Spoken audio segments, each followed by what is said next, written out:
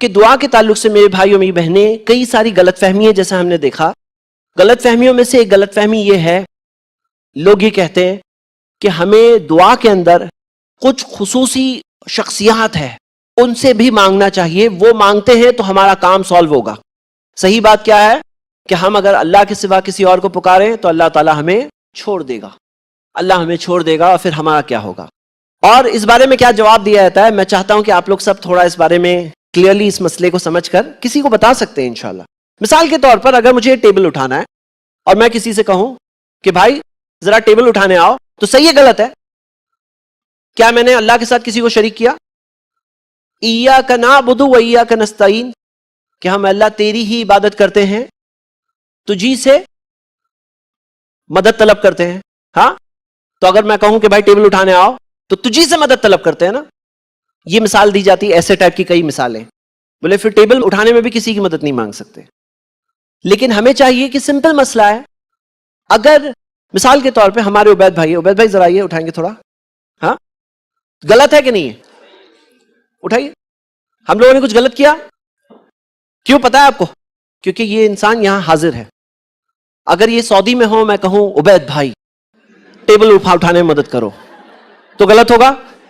Number 2، یہ زندہ ہیں، یہ زندہ ہے.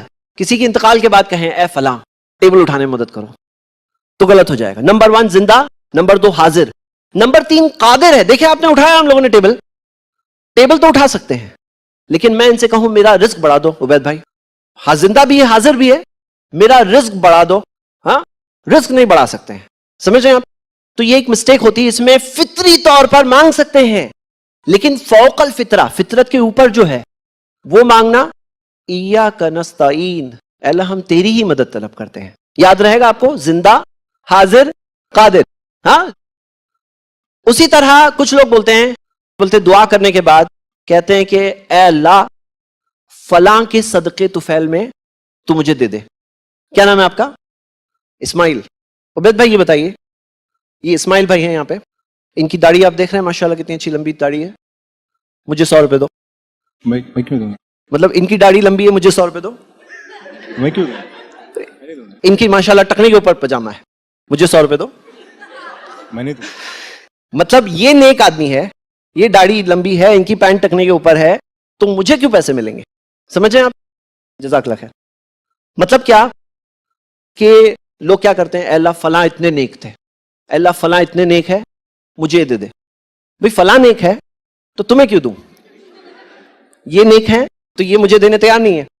آپ نے دیکھا لائیو ڈیمو. تو ہم یہ دیکھتے ہیں کہ یہاں پر یہ جو لوگ جو صدقے طفیل میں جو دعا کرتے ہیں، ہم یہ کہتے ہیں کہ دیکھیے نیک لوگوں کی عزت کریں، نیک لوگوں جیسا بننے کی کوشش کریں، اولیاء اکرام کی بھی عزت کریں، ان کے راستوں پر چلیں، لیکن اتباع کریں پیارے نبی محمد صلی اللہ علیہ وسلم کی، محبت کریں نبی صلی اللہ علیہ وسلم سے. لیکن دعا میں ہم اللہ کے علاوہ کسی اور کو پکاریں، یا یہ کہیں کہ اللہ فلاں کے مقام کی وجہ سے تو مجھے دے دے، یہ چیز قرآن و حدیث میں اس کی دلیل نہیں ملتی. آپ کو پتا ہوگی مشہور حدیث آدم علیہ السلام کے تعلق سے، کہ آدم علیہ السلام نے عرش پر لکھا دیکھا اور پھر محمد صلی اللہ علیہ وسلم کا نام لکھا دیکھا. یہ حدیث سندن موضوع ہے، گڑی ہوئی ہے، اس کی تفصیلات میں جانے کا وقت نہیں ہے. عام طور پہ 3 دلائل دیے جاتے ہیں، اور پہلی دلیل یہی دی جاتی ہے آدم علیہ السلام نے نبی صلی اللہ علیہ وسلم کے نام سے پکارا تھا. یہ حدیث سندن موضوع ہے، گڑی ہوئی. دیکھیے کیا ہوتا ہے، ہم اس دین پر چل رہے ہیں جو دین کی حفاظت خود اللہ نے کی ہے. یہ دین کی حفاظت اللہ نے کی ہے، یہ دین تبدیل نہیں ہو سکتا، یہ دین چینج نہیں ہو سکتا، اس میں کچھ نیا نہیں آ سکتا. اس کے اندر پروف والا دین ہے. آپ دیکھیں گے کہ گڑنے والے آئے، جنہوں نے باتیں گڑی پکڑے گئے. لیکن مثال کے طور پہ ایسی بھی حدیث موجود ہے جس کے اندر آتا ہے کہ سفید کبوتر پالنے والے کو جنت ملے گی. ہاں حدیث ہے. خوبصورت چہرے کو دیکھنے سے آنکھوں کی روشنی بڑھتی ہے، یہ بھی حدیث ہے، لیکن صحیح حدیث نہیں ہے. تو ہم دیکھتے ہیں کہ حدیث میں جو صحیح حدیث ہے اس پہ عمل کرنا ہے. اسی طرح ایک اور دلیل دی جاتی ہے کہ عمر رضی اللہ عنہ نے بارش جب نہیں ہو رہی تھی تو عباس رضی اللہ عنہ سے کہا کہ آپ اللہ سے دعا کریں. تو ہاں یہ ثابت ہے، آپ کسی نیک شخص سے کہہ سکتے ہیں جو زندہ ہے کہ آپ اللہ سے دعا کریں، اس میں کوئی پرابلم نہیں ہے. اور ایک نابینا صحابی کے تعلق سے حدیث ہے کہ انہوں نے نبی صلی اللہ علیہ وسلم سے کہا کہ آپ اللہ سے دعا کریں، اور نبی صلی اللہ علیہ وسلم نے اللہ سے دعا کی اور ایک دعا سکھائی بھی، تو اس کے اندر بھی نبی کا بھی دعائی نبی کا کی معنی میں ہے. تو ہم دیکھتے ہیں کہ یہ سارے دلائل سے بات ثبوت ملتا ہے کہ قرآن و حدیث میں ایکچولی اس کی دلیل نہیں ملتی. اور ہوتا کیا ہے نا، نبی صلی اللہ علیہ وسلم نے فرمایا من احدث فی امرنا هذا ما لیس منہ فہو رد. صحیح بخاری کی حدیث ہے، جو اس دین میں کوئی ایسی چیز لائے گا جو ثابت حصے میں سے نہیں ہے، وہ چیز ریجیکٹ ہو جائے گی. مطلب ہم دین میں، عبادت میں کوئی نئی چیز لائیں تو کیا ہوگا، وہ چیز ریجیکٹ ہو جائے گی نا. تو ہماری دعا جو ہم اللہ سے کر رہے ہیں وہ دعا ریجیکٹ ہو جائے گی اگر ہم اس میں کوئی ایسا کام لائیں گے جو ثابت نہیں ہے، وہ جو پروون نہیں ہے.